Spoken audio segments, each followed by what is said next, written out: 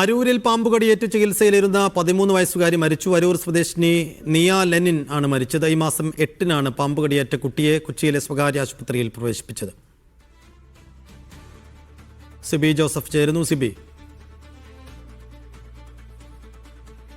ഇന്ന് രാവിലെയാണ് ഈ മരണം സ്ഥിരീകരിച്ചത്. പാമ്പുകടിയേറ്റ് ചികിത്സയിലിരുന്ന 13 വയസ്സുകാരിയാണ് മരിച്ചത്. ആലപ്പുഴ അരൂർ സ്വദേശിനിയാണ് നിയ ലെയിൻ ആണ് മരിച്ചത്.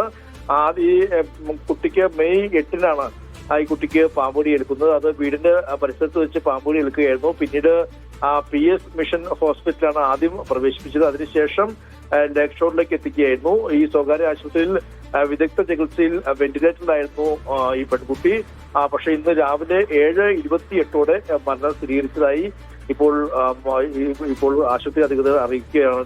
എന്തായാലും വളരെ നിർഭാഗ്യകരമായ സംഭവമായിരുന്നു. വീടിന്റെ പരിസരത്ത് വെച്ച് പാമ്പുകടിയേറ്റ കുട്ടി ഇന്നിപ്പോൾ രാവിലെ മരണത്തിന് കീഴുകയാണ് ഉണ്ടായത്.